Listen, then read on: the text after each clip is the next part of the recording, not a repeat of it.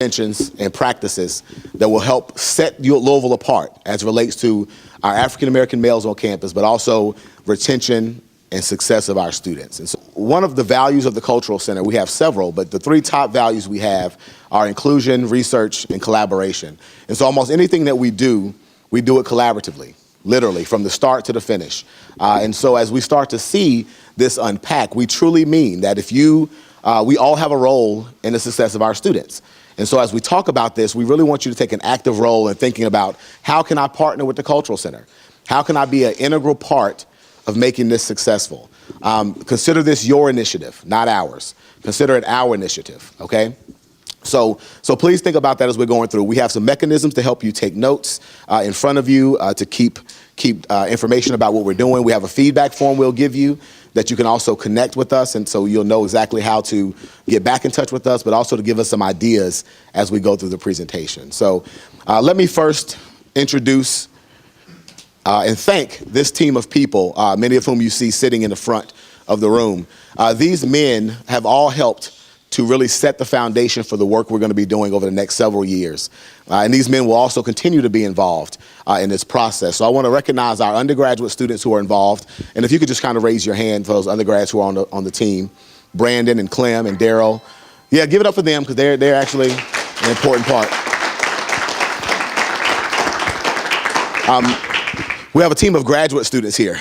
And we recognize the importance. Some of you may be looking at the names and saying, well, why do they have those letters behind them? The men who are on this team are all men who've achieved, right, and are continuing to achieve in their careers. And we think it's important to recognize that they have attained their degrees in a number of areas. And that's the kind of culture we're going to create for all of our men on campus to succeed and be more, right, as they do their work. So these graduate students, Chris, as we know, Joe Goodman, my graduate assistant and our coordinator for the AMI, Keldrick Thomas, are you here? No, he's not here yet. And then, of course, Liston Scarrett. So thank you for all your work as well. Please, yes, give it up for them. We have faculty and staff members who are here as well. Dwayne Compton from admissions, JJ Jonathan Johnson from housing and res life, Dr. Billingsley, who is not here today. He could not be here for a staff meeting he has. Michael Anthony, that's me. And then, of course, Dr. Suje is here as well. So thank you for your commitment and your work. Last but not least, of course, our partners. We have been in close contact over the last academic year, essentially, with the Ohio State University too. So at 1:30, we'll be wrapping this presentation up. And if you have to leave for meetings, class, of course, please feel free to do that. And that's okay. So the AAMI, as we talk about it here, came out of a planning meeting that my supervisor in Boston, our leader in the diversity area, Dr. Maureen Taylor Archer, she pulled us together a couple of years ago, maybe a year and a half ago, to say we need to focus on African-American men. Right? So myself and Dr. Suje and JJ and Dr. Billingsley and a couple of others sat down to start talking about this initiative. That lost a little bit of steam for a number of reasons in the state, and politically we're going through some different things. And so what I did this year was really brought in Joe Goodman in August to say, we need to really focus on this in a really intentional way. And it's important enough to do it. And it's important enough to set a framework and a foundation for what we're going to do with other students and across our campus. And so we reinvigorated this process. I pulled together this task force, and here we are. And we went about the business of doing this. But we're charged with researching, creating, and implementing strategies toward improving retention and graduation of African-American undergraduate males attending U of L. And we're really looking at two areas: year-to-year increases in first-year African-American undergraduate male retention. Right, so every year, seeing those numbers continue to rise, but also, and most importantly, is graduation within 4 to 6 years. Good afternoon. Yes, these are some of the accomplishments that we've achieved in 2010 from September through December. We developed the objective and strategies of the AAMI. The graduate assistant, myself, was hired. Thank you, Dr. Anthony. Okay, let's see. Okay. We outlined the responsibilities of the co-chairs and the task force members. We wanted to look at other institutions who already had an initiative that was successful, and we wanted to replicate that success here at the University of Louisville. We formulated timelines, for the engagement methodology. And we also began connecting with African American undergraduate males through OrgSync, which is a communication portal. It's a student organization management tool. And Michael Anthony might touch on that a little bit later. We also continue to do a lot of work with OrgSync. So anybody on OrgSync from U of L, got a lot of messages, haven't you? Right. A lot of messages. But that's what we want, though. We want to create a culture of communication, all right? And the best way to, not just for our students, but for also our faculty and staff. February, we began to do more refinement on that proposal and what that meant for our group and incorporating some of the ideas and insights from our undergraduate students, and began to collaborate more about the design of a survey instrument that we want to try to put out to capture some of the things we need to know about that population. All right, in March, we did a presentation to CODRA, and we continue editing a little bit more on that proposal, drafted a framework for an early arrival program that we want to try to create for this population of students. That I think would be very beneficial in really socializing them to what U of L is all about. Next, I'd like to bring up Dr. Suje. Good afternoon. Well, I'm very pleased to be a part of this initiative, and very pleased to be speaking to you today. They've asked me, as JJ said, to talk a little bit about what I've learned about the national issues related to African American men. This is a large part of my research agenda, so I've been studying this for a little while. I was not pleased when he said I could only do that in 5 minutes. I don't know how to do that, but so I'm gonna try. So just quickly to summarize, to put this into a national perspective, if you look at this demographic here, it's the 6-year public graduation rates by ethnicity and gender, and you will see there that African American men, with the exception of American Indian men, have the worst completion rate in 6 years. So we're dealing with one of the 2 worst populations as far as national numbers. Now, of course, this varies across different campuses, but generally speaking, African American men have some of the worst completion rates among all students in college. Take the next slide. This slide talks about bachelor degree completion.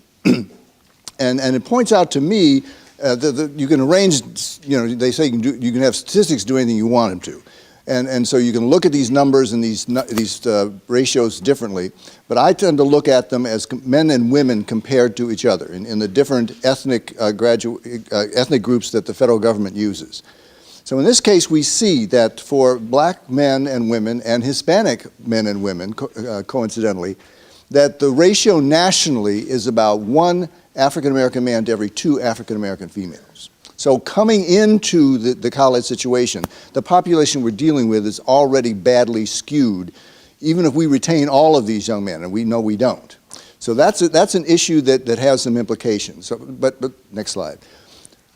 In looking at what those implications are across the country, I've kind of summarized that into a couple of little categories. And this, of course, again, varies from campus to campus.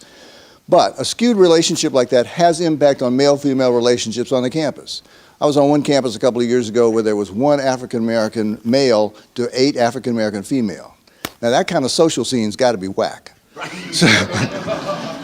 So you've got varying levels of that going on across the campus. A low level of African American men impacts black-white relations. Think of it this way. If people come to campus to try to meet different people, and those people are not there for them to meet, those kinds of things aren't going to happen. And we know in this country that African American men have a very negative perception among all people. So the only way to dispel that is to have people meet and interact with African American men. And if we don't have them on the campus, if we don't have them active on the campus, that's not going to happen. The other thing I want to mention is that one of the impacts of this skewed relationship is that African American men tend to be invisible. And I mean that literally. I mean, you can go in some classes and there are no African American men. And also figuratively, in that one of the things that occurs is that as we develop interventions for African American students or minority students, if we base them on what we see among African American women, then we may be not catching the things that are happening with African American men, because we know that African American men and African American women are behaving differently on the campus. So I came up with a couple of I got lots of recommendations, but anyway, I've got 2 that I've picked up on that are happening around the country that I think could be useful here. And the first one I call the 3 Ds, disclosed, disaggregated data. And this is getting at this invisibility issue. We need to make sure that we're soliciting data on what's going on with our African Americans on campus, and we need then to disaggregate those data to look at African American men and African American women differently. Academically, co-curricularly, make sure we can study this issue by knowing what's going on, because we know that things are going on differently. We need to gather that information. We need to find out what information we don't have that is not available. And most importantly, when we get these data, we need to put them in the hands of the people who can do things about them, which is what's starting to happen here. Next slide. The second recommendation I'm offering here is to promote peer group programs. One of the things that comes out of almost all the research that has been done on African American men is that they are supported by groups on campus of other African American men. It creates a sense of community for African American men to get together with their brothers and just deal with whatever's going on campus. So the recommendation is to find existing groups that may occur on any campus and support them, to identify groups on other campuses that are working well, and that's part of the reason we've turned to Ohio State, because they have a wonderful program going on. And we need to facilitate communication among peer groups if we have more than one group on campus, whether they be fraternity groups or other groups, and make sure that they're working together, not only on campus with off-campus support. So those are just some of the things that I've picked up in the research I've been doing that I've recommended to this group, and hopefully we will see that they're moving forward. And I believe Liston and Osaya are now going to take a look at some of the data we've talked about here on the basis. Hello, everyone. Thank you, Dr. Sujay. Just taking a look at the University of Louisville and the data that we've collected here. Looking at the first year retention rates, they kind of balance out in the 70s, 74% in 2004, 78% in 2006. We had a good spike in 2007 with 84%, but kind of just averaged out to about 75.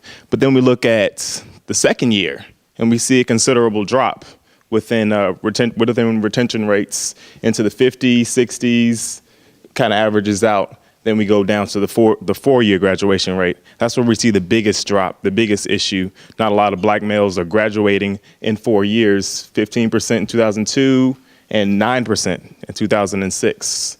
So as we look down into the five-year graduation rate and down into the 6-year, kind of averages out a little bit onto the national average. So for me, as a black male here at the University of Louisville, I understand how big institutional support actually is. So, and some of this is reflected actually in the survey data that Liston Scare is going to talk about right now. So, what our objective was to take surveys, do focus groups in the months of March and April, and really find out what the students here at U of L, what are their concerns.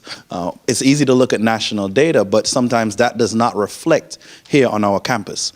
So through our instrument tools and the focus groups, just a few questions that we look to see what are some of the factors which are affecting them coming in, and then how can we benefit them. And what I wanted to just bring to your attention are a few of the preliminary results that we're already seeing in the surveys and through the focus groups. One of the first things that we discussed and a lot of students felt was important is that if we were going to do this initiative, if this was going to come to this campus, they would like to see full-time positions or staff established to work with this population. Working with Saab and a graduate assistant in that position and working through student activities, they were familiar with the GA system and felt that someone should be there through their entire academic career. The next issue they brought up, which was very interesting because we talked a little bit about this in the task force, is that they talked a lot about the housing options for African American males, the price, and there was a keen interest in developing a living learning community for that particular population. That being something new coming onto the U of L campus with Pam in civic engagement and leadership, that was very interesting that they felt that if they lived in the same environment, studied in some of the same classes, worked together on a consistent basis in that first and second year, it would be definitely beneficial for them in their academic career and in networking and growing thereafter. And what we discuss is, in my undergrad in Georgia, the African American Male Initiative is a statewide push. And that is something that really intrigued them. And they felt that that is something that should be here in Kentucky. But we kind of directed them towards understanding that it's going to be a university push first. And then as we set that precedent, the state will follow. So I think Joe is going to come now and speak a little bit about that best practice in Georgia and what they have done in that environment with Darrell.